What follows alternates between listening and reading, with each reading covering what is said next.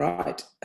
Well, welcome to the 5th Urban Tree Festival Tree Rings webinar from organised by CPRE London. This is Trees, Woods and Nature. It's chaired by Jim Mulholland, and the panellists are Richard Barnes of the Woodland Trust and Mathew Frith of the London Wildlife Trust. My name is Paul Wood. I'm one of the organisers of the Urban Tree Festival. I'm just introducing the festival. I hope you've had a chance to have a look at our website and see all the great events we have coming up over the next 4 days or 5 days. I've rather lost track of dates, but there's still loads to come. There's more in this Tree Rings webinar series as well over the next few days. I'm sure Neil will tell you a bit about that. And the last thing from me is that the festival is, of course, run by volunteers. We have quite a lot of expenses, and if you're able to donate, we would very much appreciate that. There'll be a link appearing in the chat box for that shortly. If you can put your questions into the Q&A, you can also upvote questions in Q&A to, if there's any that you like the look of, or it's the same question that you have, that will go to the top. Hopefully Jim will be able to pull out as many as possible towards the end of the session. And otherwise, I hope you have a great time, and it's a really interesting presentation, and I'll hand over to Neil.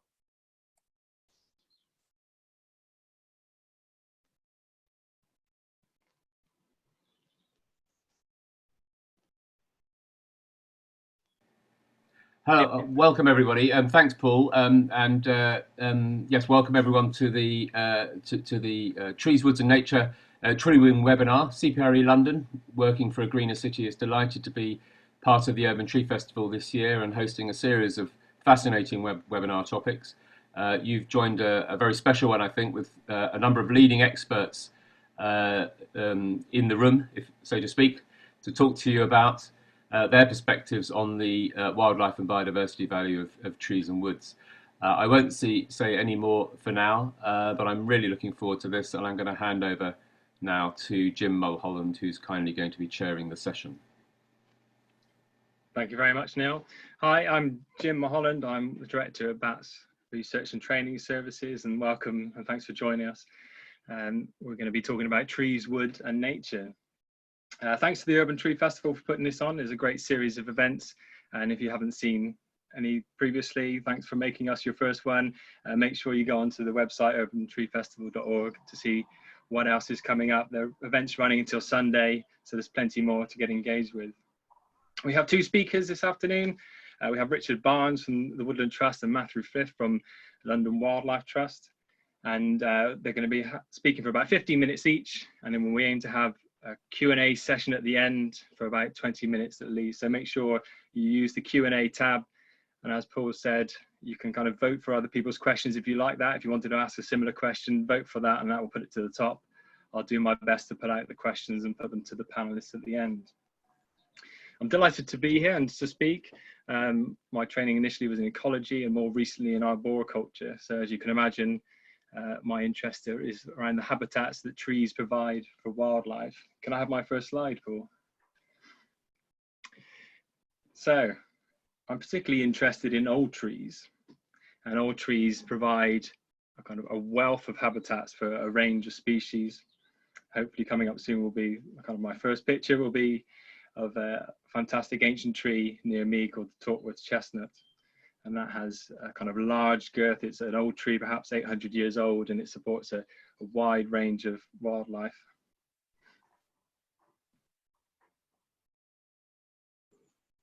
Hopefully there we go.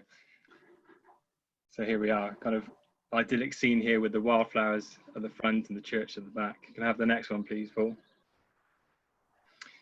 But it doesn't have to be old, large trees in the countryside that offer habitat value. Trees are kind of, we find them pretty much within any habitat. We find them in the urban setting as well, and have an example here of a very small diameter field maple tree in an urban area, and this has been host to 3 species of bats. Despite its small size, it still offers habitats for a range of species. Okay, so I'm going to swiftly hand over to Richard now. Richard Barnes is the Leave Government Affairs Officer at the Woodland Trust, and he's going to tell you more about what that organisation does and an introduction to the trees, wood and nature.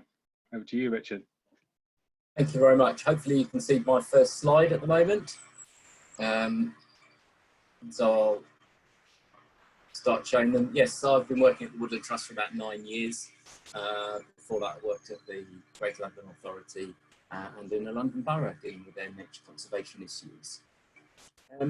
I thought I'd quickly say a few things about the Woodland Trust, also dip into the big topic of the fact that trees, woods and nature isn't just about nature and biodiversity. It's good for people. I think we're seeing that at the moment. I'll be talking about trees and their wildlife. Also touching on where's my nearest wood or amazing tree. Finish off with the Tree of the Year competition, which is particularly apt, and then hand over to Matthew for his presentation about London Wildlife Trust and woods and the work they're doing. I would say I'm delighted to be sharing the platform with Jim and Matthew. I've known Matthew for rather more years than we'd care to mention, and myself, I've been a member of London Wildlife Trust. It'll be 35 years this year, Matthew, that I've been in London Wildlife Trust. So, about the Woodland Trust, it's the UK's largest woodland charity, formed in 1972. Got over 1,200 sites across the 4 nations of the UK, covering over nearly 30,000 hectares. And we've got about 500,000 members and supporters, including lots of people who are active in protecting native woodland and trees. Our 3 aims is to protect native woods, trees and their wildlife for the future, to enable the creation of more native woods and places, and just to inspire everyone to enjoy and value woods and trees. I said I'd touch on some of the therapeutic effects. Just quickly to say, it's been well documented that trees and woods can have a restorative effect on mind and body. Studies of hospital patients found they recovered more quickly and had a view of trees and nature from their windows. And such views have been found to enhance mood, improve self-esteem and lower blood pressure. And these are all proper scientific research that's proven this. And the evidence suggests proximity to a wood encourages physical exercise, and a woodland walk lowers the heart rate and mental stress. And I think this has been made all the more real and relevant during the current crisis, with individuals and families having to self-isolate and now keep their distance.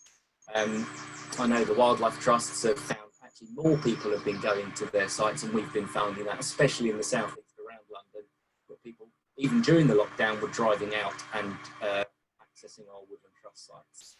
So, but that's understandable. So I'm going to focus on trees. Trees are a framework for biodiversity, as Jim mentioned as well. Native trees generally are better for wildlife, and the best trees are ancient and veteran trees, mainly because they have cavities, splits, rotting and dead wood.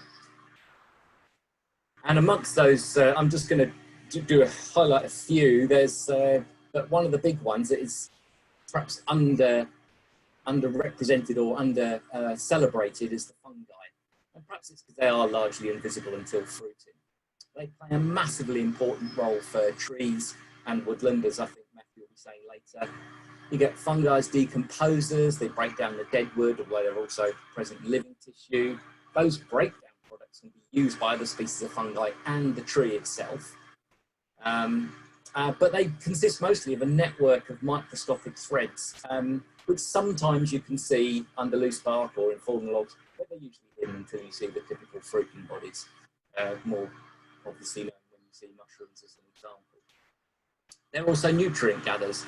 They don't always just decompose, and trees form partnerships with some fungi which grow round and in their roots, and these, the hi-fi of those extend far into the soil, absorbing inorganic nutrients that the tree can then take up, so it's a symbiotic relationship.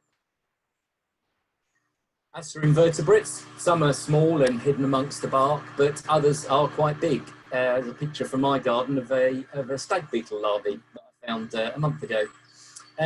But there are hundreds of caterpillars of butterflies, moths and beetles that eat the leaves.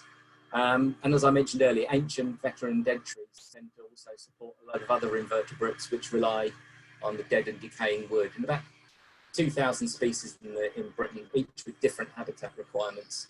Some like wood that's only been slightly decayed, others live off the remains of the wood after it's crumbled into wood mould. And some cannot digest the wood themselves and instead digest the fungi that I was mentioning earlier. Many of the invertebrates that tree supports may not be visible, maybe as larvae in tunnels or as adults living amongst the decomposed wood at the bottom of the hollow trunk. So there's great things to be done in terms of invertebrate hunts in trees and woodlands, especially the older ones. There's also lichens, and there's another reason lichens are good because of their air quality indications. But there are about 2,000 lichen species in the UK, some of which are very particular in their requirements. And there is a whole suite of lichens only ever being found in association with ancient and veteran trees. As I mentioned, most lichens are very sensitive to air pollution, and so their distribution has been greatly affected. But it's been interesting. I mean, I'm not sure what studies will show. It might be too quick with the improvement in air pollution in the last couple of months. But certainly the general improvements in air pollution around London have seen some lichens coming back in the more complex ones. But they are also dependent on certain light and moisture regimes. Of course, there's a whole host of other bigger things to see in trees. A number of these birds, bats and other animals need trees, especially again ancient, veteran and dead trees, partly because they're feeding on the invertebrates, but also nesting or roosting in the cavities and other hollows that tend to reach a large size in such trees or have a multiplicity of them. And that's where even non-native veterans can be useful for macro wildlife. This is of a London plane, one of our favourites in Carshalton, near the Ecology Centre there. And I've seen all three species of woodpecker, greater spotted, lesser spotted and green, in that tree at the same time on one memorable occasion. There are so many woods and trees in London to see. You could try Discover London, which is the public facing part of the Green Space Information for Greater London, which is the London Biodiversity Record Centre. There's also the Ancient Tree Inventory, which I'll show you some snapshots of in a minute. And there are more, in terms of the ancient trees, there are more out there for you to find and add to the register, because it's a live register. You can actually add your own. There's also the Visit Woods website. I'd also recommend you could go onto your borough website and look there as well. And London Wildlife Trust have got a list of their reserves as well. My clicker's not working. I'll try again. Right, this is about the Ancient Tree Inventory. It's a partnership with ourselves and the Ancient Tree Forum and the Tree Register of the British Isles. This is a map of ancient trees. Some are unrecorded.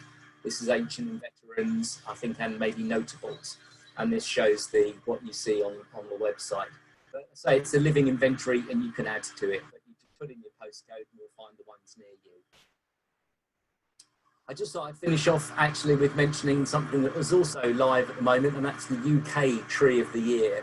You can nominate now for this year's national competition. You can nominate for the 4 countries. So in the case of London viewers, this will be for the England tree. Then that goes into a UK final, and then the UK finalists will go into the 2021 European Tree of the Year. And then there's voting for that. And I've got the website for that. So I say it'll go for the final in 2021. And I believe this will be me now passing over to Matthew, but thank you for your time and I look forward to Matthew's presentation. Thank you, Richard. I'm just trying to, can we see that? Oh. Good afternoon, everybody. I'm Mathew Frith from London Wildlife Trust. I've been working with the organisation for over 30 years in various guises. And I'm going to give you a brief resume. Following Richard, of course, there's a number of kind of similar slides and issues, but I'll sort of canter through those and focus much more on the issues concerning the management of woodlands and how we sort out those and how we address those issues in London. London Wildlife Trust was formed in 1981 over a battle mainly for a number of sites in parts of London, including Sydenham Hill Wood, which is a site I was lucky enough to manage in the 1990s. But the idea of managing woodlands, not only for nature, but for people as well, has its roots way back in the 19th century, with the City of London Corporation, basically taking on Epping Forest here. There's a postcard of a couple of women sitting under a magnificent pollarded hornbeam. And that idea of well-being has kind of got lost for about 100 years and has only recently been rediscovered. Can I just jump in, Matthew? We're not seeing your screen. I think you need to share screen. Oh, my apologies. I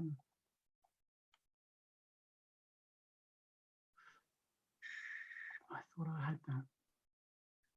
I shall start again very, very quickly.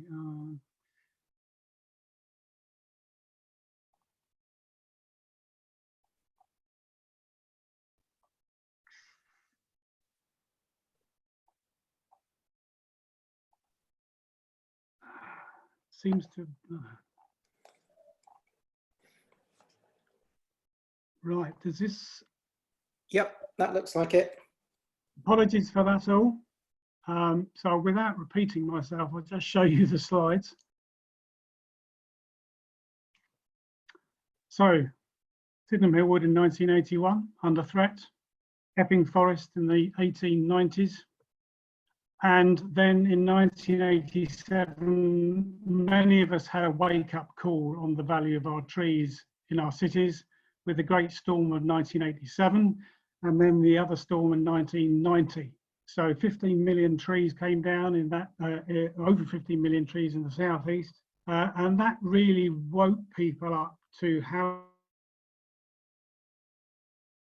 was work undertaken by the Trust on behalf of the Greater London Council on mapping the most important sites for our wildlife in London. And there are to date 1,608 of these, covering about 19% of the capital. And they're known as sites of importance for nature conservation. A significant proportion of those are woodland. And at the time, the Trust was also working on trying to raise the profile of how we manage our sites, not only in terms of our woodlands, but also our parks. And these are documents from the 1980s. I'm afraid most of those at that time fell on rather deaf ears. And it was another 20 years before we really started taking wildlife seriously in our parks and managing our woodlands much more for the biodiversity which they support. Because we know that trees are so much more than just single plants. They, together within the woodlands complex diversity of species. In London already we have over 15,000 species of Greater London portal, which I can allude to you later. And without going over what Richard said before, fantastic diversity of woodland flora, fantastic diversity of woodland fungi, and of woodland fauna, of which these species are often very closely related to the quality and the quantity and the connectivity of our woodlands. Single trees are valuable, but they're in some ways more important as parts of a woodland network.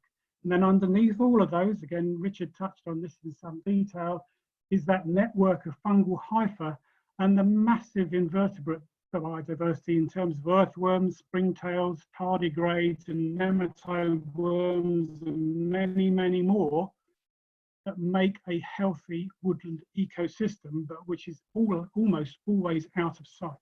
So do we have a rosy picture of our many hundreds of woodlands in London? In some cases, yes, this is Three Corner Grove near New Addington in Croydon, a site which the Trust is fortunate enough to manage. But we are also aware that many of our woodlands are under significant pressures, not only from invasive species, such as a lot of the evergreen shrubs, such as cherry laurel, rhododendron, the emergence of holly in many of our woodlands is so dense, they crowd out the underlying flora.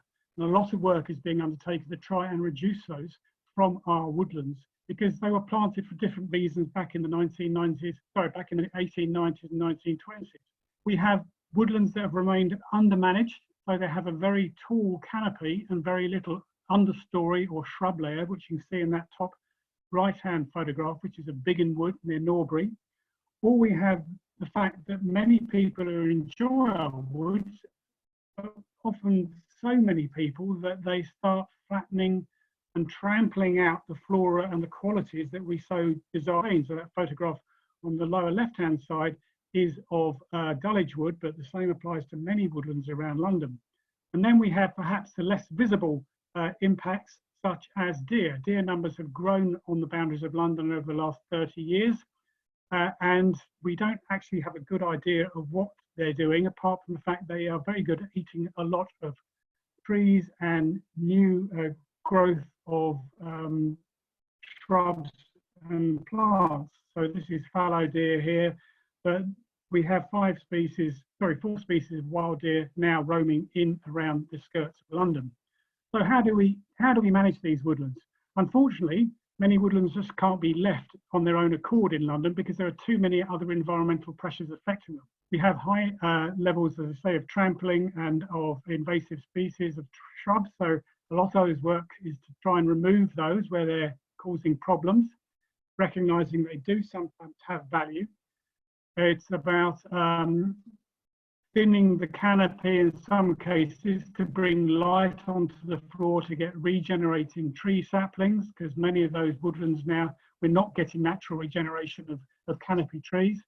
It's about putting exclosures in and improving the access through woodlands so that people stay to the path and that the quality of the woodlands can survive from that increased pressure. We are monitoring what's going on in our woodlands. So for example, here at Woodland Trust sites, we are monitoring all the bat boxes. We have a licensed bat roost in this particular site, and that just keeps track of how we're doing. We are undertaking research. So this is a project looking at small mammals, which are often completely forgotten in woodland management. This is a bank vole taken on a site in Harrow. These were sort of mapped and measured and monitored over a period of years to get an idea of how woodlands could be better managed to support these species. Because again, it's something that often doesn't come to mind to woodland managers, because they're more focused on visitor pressures, keeping visitors happy, health and safety, security issues. And I think that's about it. Thank you very much for listening, and look forward to some of the questions. Lovely job. Thank you both, Richard and Matthew, for that. And we've heard about the value that trees and woodlands offer. We've heard about some of the problems that are faced, certainly in urban areas, to our trees and woodlands. But we've then heard about the activities that are ongoing and hopefully some of the solutions as well. We have, what have we got now? 6 questions in the Q&A section. So please keep adding them in there. We'll kind of kick off with the most popular. So we've had a few about lichens. So I'll start with the one on the top that's had the most likes, and this is from Emily Robertson, and it's a question for Richard. The question is, we have lichens growing on roof tiles in our area around us, and would that be an indicator of, in inverted commas, better air quality? Or perhaps what could be the other factors affecting lichen growth? Right, I've just switched to what I'd call old school. Can people hear me better now? You're very quiet, Richard. Oh, it's not any better. I'll try the other one then. Hold on, please. I'll just switch back.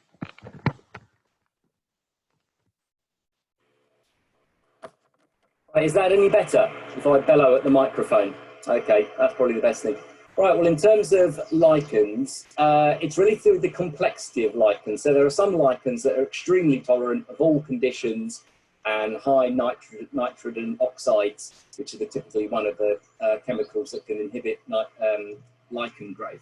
So the more complicated, delicate, frond-like lichens won't grow in those sort of conditions. So what you might have on those roof tiles are the more tolerant lichens. So it all depends on their complexity and what they call how fruticose they are. Some of the fruticose ones that got lots of little feathery bits on them would indicate that it is better air quality if they're on there. But generally, I would suspect that those are some of the more pollution tolerant. But again, it would be interesting to see how quickly lichen populations respond to the current reductions in, or improvements rather, in air quality reductions in some of the pollutants.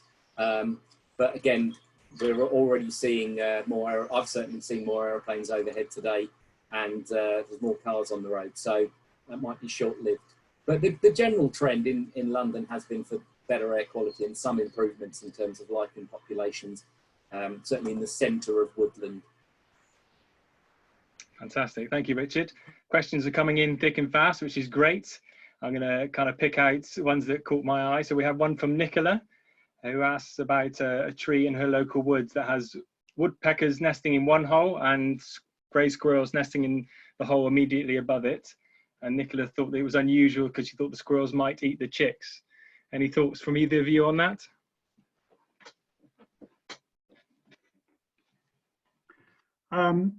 Yeah, we see some interesting relationships in London, I think. We came across on taking a tour around one of our woodlands, parakeets swooping into a hole and taking out the grey squirrel, young grey squirrels, and chucking them onto the ground, basically killing them. Yeah, it's not uncommon. And we'll probably see more of these interactions. I mean, that's one of the kind of joys of, in my view, of watching nature in London, because it does things which you don't not often see in the wider countryside. Species are trying to exploit every opportunity they can. And it is kind of sort of remarkable also that often in woodlands in towns and cities, you get a greater density of birds, for example, than you do in comparable woodlands out in the countryside. There's a kind of more food around, bizarrely, and they are more tolerant of smaller territories. But certainly, woodpecker and a grey squirrel, yes, be interesting to see what the outcome of that might be. Thank you. So the next one, then, picking up on a point you made, Matthew, this is from Penny. Part of people's enjoyment of woodland seems to be exploring off the authorised paths. How can the woodland experience be managed successfully for both people and wildlife? Absolutely understand that. I think we all have that desire to stray off the path where we can. And of course, as woodland managers, we're also mindful of that desire. And we can't stop that, apart from where places are particularly sensitive. And there are certainly many woodlands around London where certain height of wood, fencing goes up. So if you go to Lesness Abbey Woods, for example, down in Abbey Wood, in London Borough of Bexley, fantastic wild daffodil displays, but they are fenced off. You know, they're sort of 1 metre plus high because the managers there really don't want them picked or trampled. But we also recognise that we need to provide what we call non-intervention areas where we recognise people will go and explore. And as long as we can monitor that and it's not causing too much damage, then we continue to allow that. It's always a balance, and we always recognise that in cities, woodlands have to perform many functions. Yes, they're very important repositories, very important refuges for wildlife, but they're there for people as well. Lovely, thank you. So this is picking up on something that Richard mentioned about native versus non-native trees. So Matt Pendergast writes, I'm writing a management plan for a site and have been looking into possibly planting resistant elms. So I assume that's resistance against Dutch elm disease. These all seem to be essentially hybrids without the English elm as the parent plant. Do you think they still have significant biodiversity value? I would suggest that the reason for putting in elms, even English elms or wych elm, or considering some of these new cultivars would be if you've already, typical, my phone goes off as I speak, would be, no, can't do that, would be to consider whether there's invertebrates in your woodland that you are trying to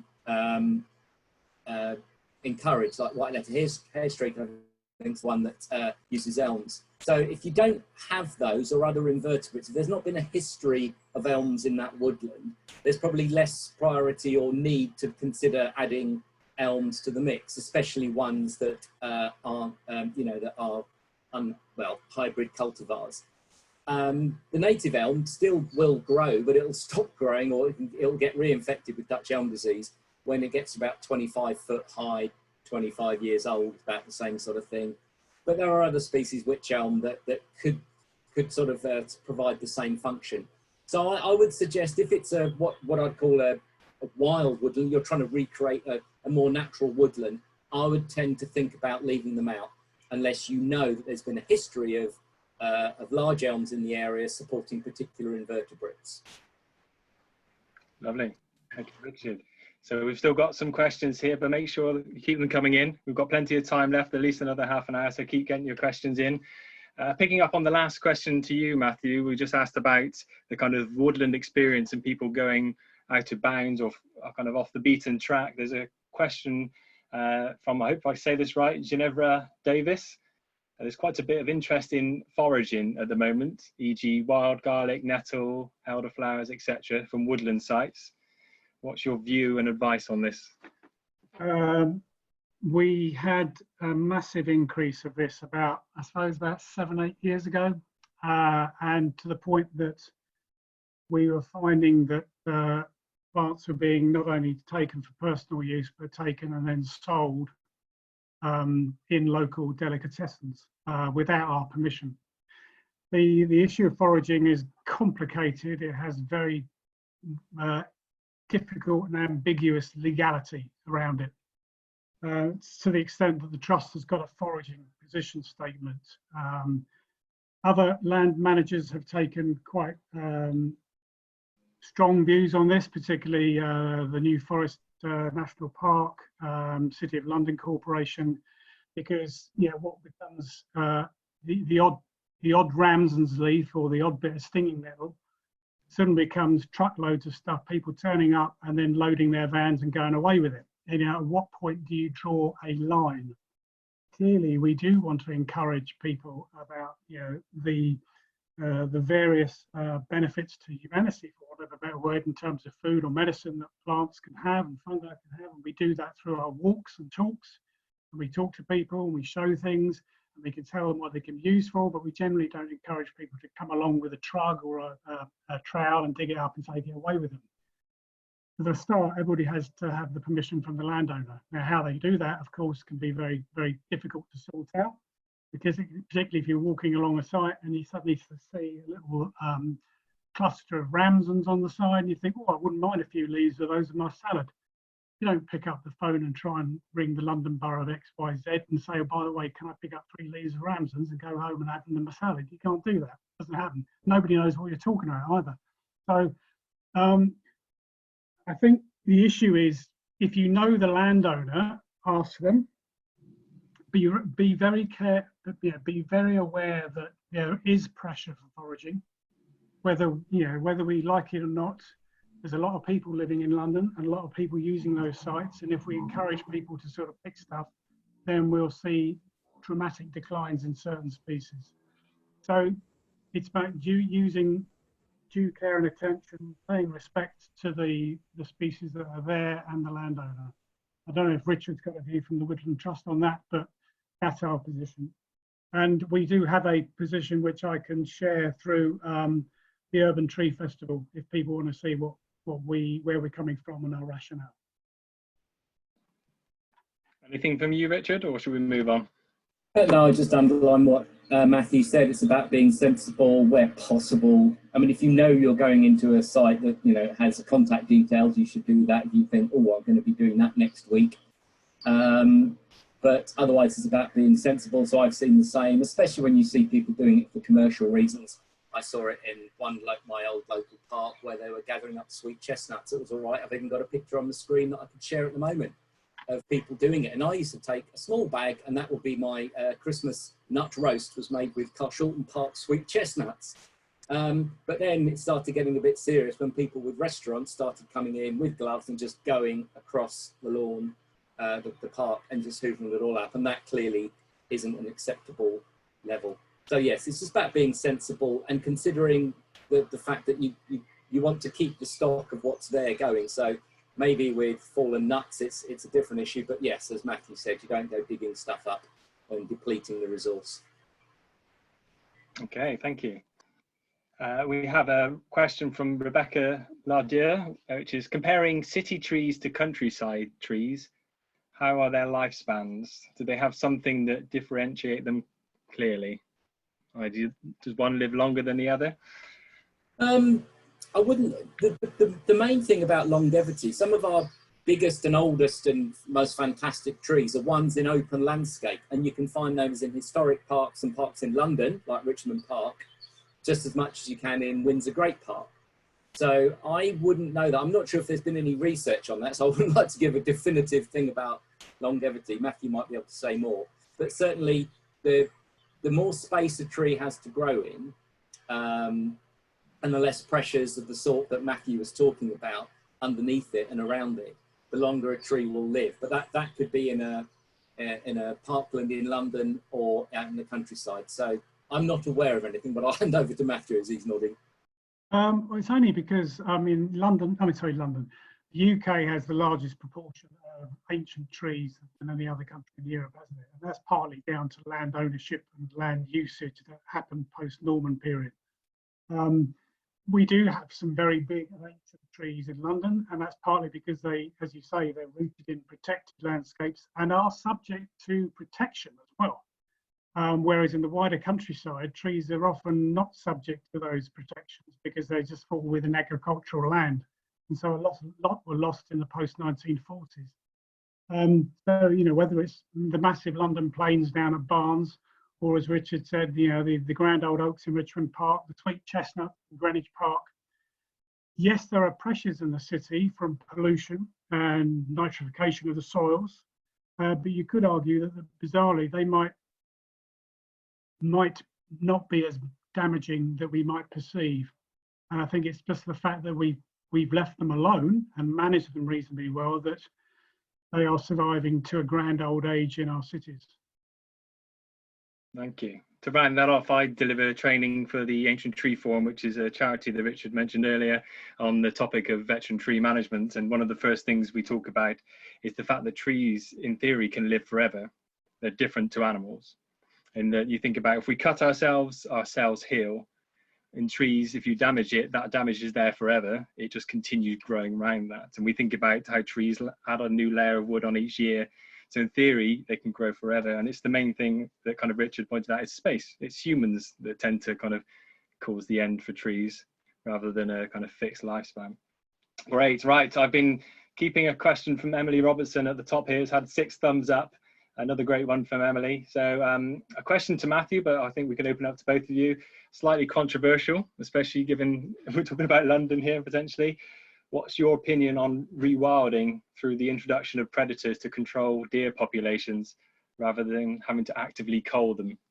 Would this, what would be the biggest hurdle to achieving? It's interesting that's raised. I'm glad it's being raised. We convened a meeting with a number of organisations in London last year, which we've still got to progress because one of the points that we've got just in terms of the London perspective is the deer populations we don't have enough information about. We have some anecdotal evidence. Some managers do keep records, so the City of London at Epping Forest, for example, and deer collisions by vehicles are recorded by the Department for Transport, but we know the populations are rising.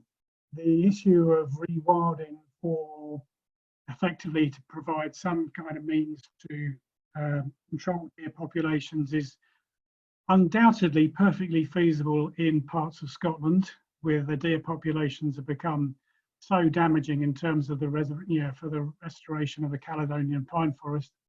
But in urban areas, we are absolutely fraught with problems. Land ownership, for example, the fact that humane culling is not easy to do if the landowner doesn't permit it. The fact that we don't actually have knowledge of where these deer are and the fact they're very mobile means that we are stuck with 2 options. One is releasing wolves in the suburbs, which I don't think is a goer. I really don't. The only chances that we'll see wolves or even lynx in England will be in the north, and even then that's going to be very, very controversial. The other thing that's been looked at is contraception, which is possibly the only way, and we've still got some way to go to try and control that. From a trust perspective, we're very pro the idea of rewilding anyway, And some of our fellow wildlife trusts are already down that road, such as in Devon and Kent, Yorkshire and Scotland. But in urban areas, we have more constraints in terms of size of land, in terms of land ownership, in terms of people. So we have to sort of downgrade our aspirations in that respect. And anyway, wilding's not a sort of binary, it's not an on or off, it's a spectrum. And you start with intensive gardening at one end of that spectrum, and you go right through to let nature do what she wants to do at the other. And we tend to sort of muck around somewhere in the middle, and we would like to move down to one end of the spectrum as giving nature more of an upper hand, where we've got the space and the time and the resources to do so. A convoluted answer, but I hope it makes sense. Lovely, thank you. Yeah, I'd just say yes. I mean, if you look at the complete ambiguous opinions about the urban fox, how people would view that. If you look at the reactions, you know, they're Marmite effectively. You either love them or hate them. So I've got neighbours who feed the foxes, others who hate them and would like them shot. So, but there are, as Matthew said, it's a spectrum, and there's other projects around the country. I do wonder. I'm lucky enough to back onto a golf course. And I'd love to see pine martins on that, but I know I'll never see it. But we're working with other partners, with Vincent Wildlife Trust and other wildlife trusts on such reintroductions sometimes in areas where they have been lost from. And I think that's the important thing. It's finding what's applicable, because that's another big threat to woodland is actually grey squirrels. So, and that's one of the drivers, funnily enough, for the reintroduction of pine marten, apart from the fact they're fantastic creatures in their own right. Lovely, thank you. I can see that you want to answer this question, Richard, on tree planting. So let's have that one, shall we? Do you think that the drive for more tree planting, especially as a climate mitigation tool, could end up being to the detriment of biodiversity in cities? Not if done properly. I think it's the other side of it, which Matthew touched on in his slides, is about natural regeneration. And that's a good way of creating or having more trees and more woodland. But it's all about knowing what's there already. And that, as Matthew said, one advantage we do have in London. We've got a very good, over the years, comprehensive data has been built up. It's been a while since it's been resurveyed, but nonetheless, I would like to think we know in London where we can and shouldn't plant trees. And I think what we've got to be looking at, and I know we work with the wildlife trusts across the country on this, is looking at the nature and climate crises together. They are combined and interlinked. And so, yes, we're not in the drive for carbon sequestration. We don't think it will not be at the expense of biodiversity. It shouldn't be at the expense of biodiversity. And there's plenty of space. In fact, most of the projects that the coalitions are working on are in areas of virtually zero biodiversity value or very limited biodiversity value. And sometimes even some additional trees, say in upland areas along the sides of streams, just actually fencing off the streams and allowing them to, I mean, I'll say rewild, but I know it's not that, but just allow it to regenerate naturally alongside the edges of streams. That's good for biodiversity and good for climate. Some of these soils, is because as Matthew said, the soils are increasingly complex. There's as much carbon locked up in ancient woodland soil as there is in the timber above the surface. So it's really important to sort of look at soil restoration or soil retention and look at all the various benefits. And no, you shouldn't be planting trees on there. It's got biodiversity value for something else. Do you want me to add to that? Yes, please. Yes, yeah. So, I mean, I'll echo what Richard has said. You know, we have a mantra which is right place, right tree. And there are plenty of places where we could see more tree planting, as long as we know that there are places where the planting may damage the biodiversity or other interests of a particular piece of land. And as many of us have been working in this sort of field for many, many years, it's actually more difficult than you might think about finding significant amount of space to plant trees. We also know that politically it's much more difficult arguing for natural regeneration, because it's not a sort of transactional or consumerist kind of action. It's letting nature do her own thing. We did a piece of work looking at the results of the tree planting that had occurred in London post the 1987-1990 storms, and to see whether they had yielded the results that they were meant to provide when they were originally planted. We found quite a diversity, really, of woodlands in terms of their quality. Most of them weren't really doing what they were meant to do from when they were set on the tin.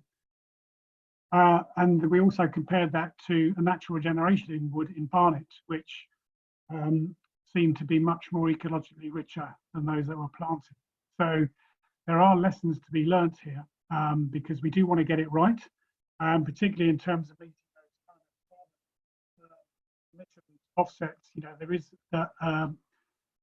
work being undertaken by the Greater London Authority and the London Borough of Enfield to look at a fairly massive afforestation programme similar to that undertaken in East London on the Thames Chase Community Forest, which is one of the 12 community forests that was sort of set up after the 1987 storm. So yes, there's good places to do planting and the right way to do planting, but let's get natural regeneration in the mix as well. Lovely, thank you. I think that kind of chimes with my understanding on it as well, that it's complex and we shouldn't be rushing in and responding immediately because of political pressure. We must appreciate that these trees should be existing for a few hundred years at least to get their full value, and so we shouldn't make decisions now. I had kind of conversations with a colleague who works for the Arboricultural Association, and they had people ringing them saying, I've got these trees, I need to plant them somewhere. And he was saying, no, you've got it all the wrong way around. You identify the land first, think about what you want then, and then get your trees kind of as a final step, not start with the trees. So it's about thinking it through, planning for the long term, I think. I was losing your audio a little bit there, Matthew, as you turned your head, especially if you turn your head to the right. So if you could keep it looking straight to camera, that would be lovely. Thank you. Okay, I have a couple of questions which are on a similar theme, so I'll try and pick the two up in one go. And the first one is about why is woodland management, in inverted commas, important to encourage biodiversity? And that's from James Robinson. And there was also a question about more traditional management from Tom Malone, e.g. coppicing, and do you think that there needs to be a return to that traditional management? Oh, you're on mute, Matthew. Are you going to take this first and I'll take it first and I'll hand over to you.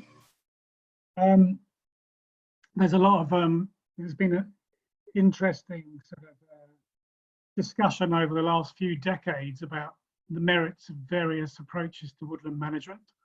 Some like the return to coppicing or other traditional methods such as pollarding, which we'd say might be appropriate if that woodland has had a history of coppicing and pollarding in the past, and therefore the ecology that has adapted and evolved around that has been through that system of management. You know, bearing in mind that many of our flora are there because of a particular style of management over previous centuries. But for younger woodlands in London, often which are, you know, self-sown, self-colonised, naturally regenerated with no history of coppicing or pollarding, I think there's merits to actually, you know, as long as they don't cause any health and safety problems or any other problems, is to allow nature to take her own course and see what happens. Yeah, it's one of the sort of things that one of the great kind of fonts of knowledge of woodlands in the UK, Keith Kirby, who used to work for the English Nature Conservancy Council and Natural England, is that we don't give secondary woodlands, recent woodlands, the chance to actually do their own thing. We try and make them mimic ancient woodland management or coppicing with standards or pollarding, rather than going, well, why don't we just let them be natural and see what happens? So yes, we do need to manage some woodlands because their biodiversity has come about because of a particular form of management. And of course, it's in many ways, it's down to us as a society, as individuals, as professionals, as people who are interested, or neighbours of the sites, to have some kind of determinants over how a woodland may be managed. You know, so just because it's good for wildlife doesn't mean to say it has to be managed entirely for wildlife. There may be other reasons for managing a woodland in a particular way. So a whole load of things we have to sort of weigh up before we decide on what approach to take. And I think I'll leave that for Richard. No, well, I think you've pretty much made the points I was going to say. It's all about what's there. You've got to think, as I think as in the previous question, what's in the management plan? What is your ambition? What is your vision for that area of woodland? And only then, if there's something, either there's a history of it, as Matthew said, or there's a particular reason, if there's been a records of a particular species. But then you then start micromanaging a site for a species that may have been there 50 years ago. And again, you've got to consider the amount of effort put into it for what you're going to gain. And it's a bit like exactly as Matthew was saying. But I've noticed some other questions that sort of wrap these that are also about management. There's one about a wet woodland that's a bit neglected. Again, neglected might be because that's how it should be left, because it hasn't been coppiced or pollarded in the past. Usually urban woodlands, the main thing is to manage the access to the woodland and make sure that sometimes, ironically, it might be better to put an informal path through the woodland, maybe a wood chip path, that then keeps people on that particular path rather than going all the way through the woodland. If there's a good ground flora.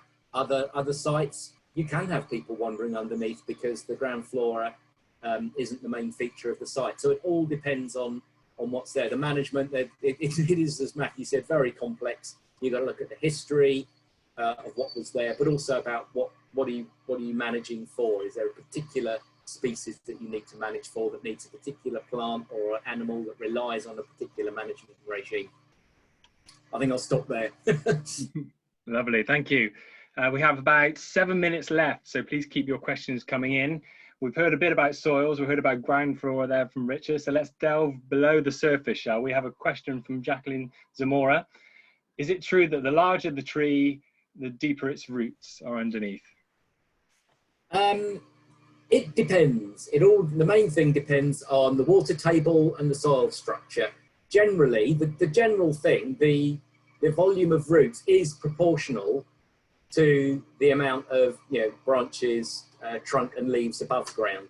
Sometimes if it's a hard bedrock and a shallow soil, the roots go out sideways.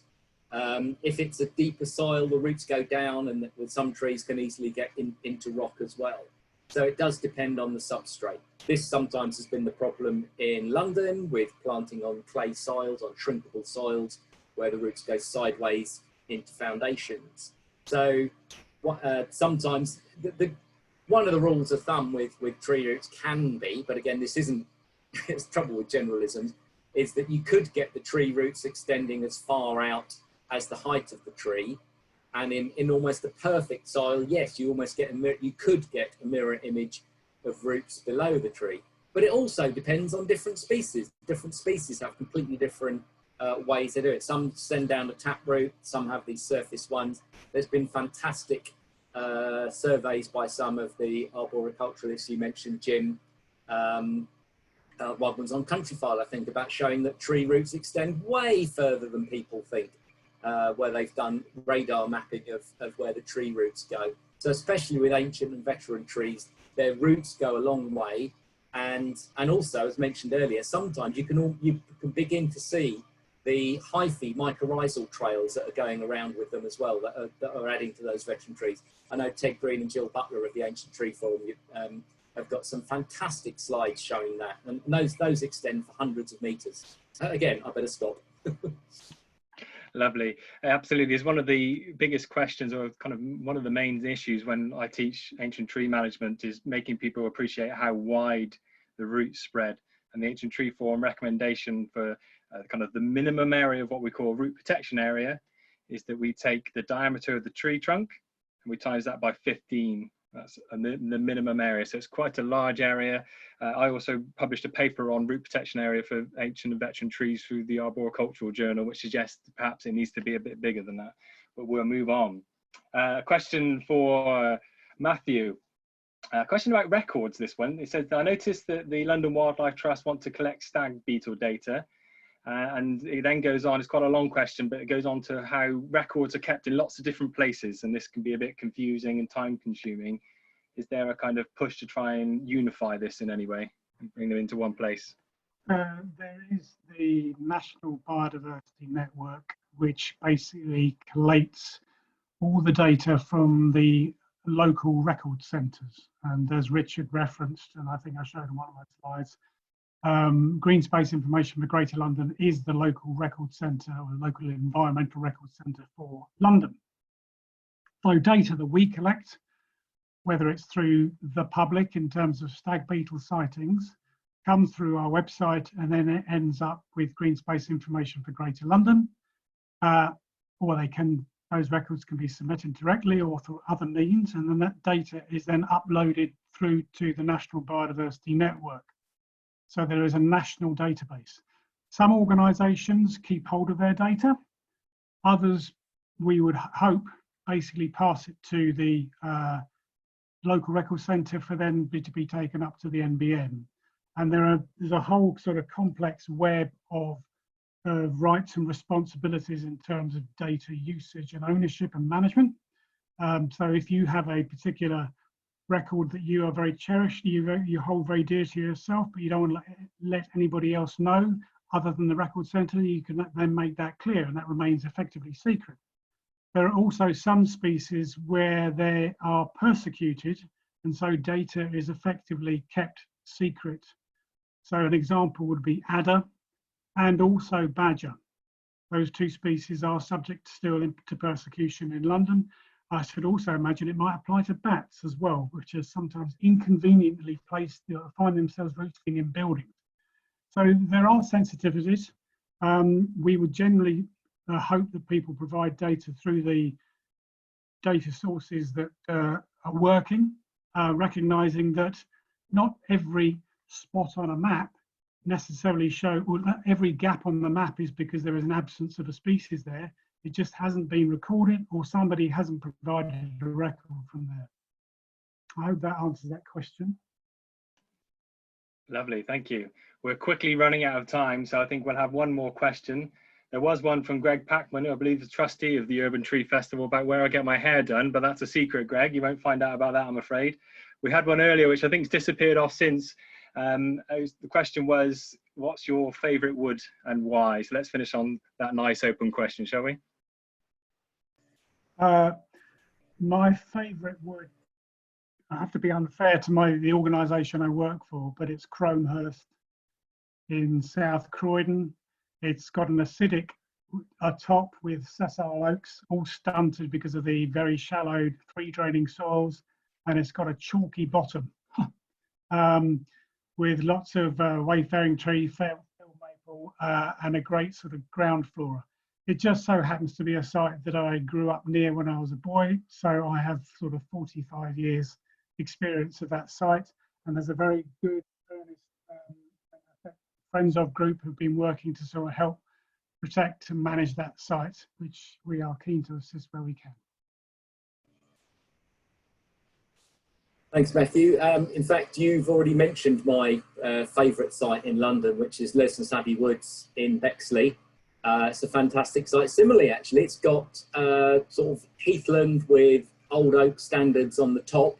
And then so it's even got a chalk pit. It's got a part of it's a triple SI for shark teeth in a chalk pit, bizarrely. But yes, the main reason I love it is that my birthday is at the end of March, which is the best time to go there, take a day off my birthday and go and see the wild daffodils amongst the bluebells just coming out and the wood anemones. In fact, one of the slides on my screen was of, in fact, three are from Lichens Woods in my presentation earlier. So yeah, Lichens has to get it, and it's managed very well. There's a good project there that's going on the restoration, and Matthew and I know the manager very well. Fantastic. Thank you, Richard. Thank you, Matthew. It's been a great hour. I've really enjoyed it. It's been very informative. I'll pass you back over to Neil now, I assume, to wrap up. Do you want to say anything before we go?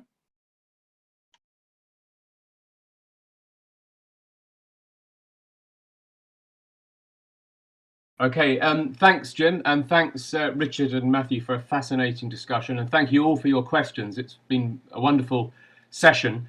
I just wanted to say on behalf of the Urban Tree Festival that if you have enjoyed this webinar, we would be delighted if you would consider donating through the Urban Tree Festival website. We've given some advice on levels of donation that we would welcome. So please consider that. And also please consider attending the remaining webinars in the Urban Tree Festival Tree Ring series. We have some fascinating panels, equally fascinating panels coming up. We're talking about street trees with the street tree person himself, Paul Wood, tomorrow. We're talking about planting new woodlands in London's green belts. I think we're all finding that we value green areas and the green belt in particular more these days, and we need to ensure that we can get more public benefit, including through planting more woodlands and trees in appropriate locations in the green belt. And on Saturday, we're looking at the urban orchard and fruit trees and the role that they can play, not just in terms of increasing biodiversity, but also in terms of building stronger communities in London. And then finally, we have sessions on living with trees in the city on Saturday evening, and great trees, what they are, how do you weigh the beauty, rarity and history of trees, with a fantastic panel, including Peter Fiennes, author of Oak and Ash and Thorn, and the commissioner of the first Great Trees of London book, which was published about 10 years ago now. So please come along to any of those that you wish to. We have places left. We'd love to have you there and to have a similarly interesting discussion with you all in future. As I said, I'm Neil Sindon, Director of CPRE London. We work for a greener city. We work in partnership with Woodland Trust, with the London Wildlife Trust and many others. And I've just posted some links in the chat bar with some information, further information about the work we do, including our new agenda for the next Mayor of London when we have the mayoral elections next year, which was put together with the support of the Woodland Trust and Wildlife Trust and others. So have a look at that if you're interested, and support the campaigning work that we're all trying to do to make London a greener, more livable city. Thanks everyone. It's been great to have you, and hopefully see you again.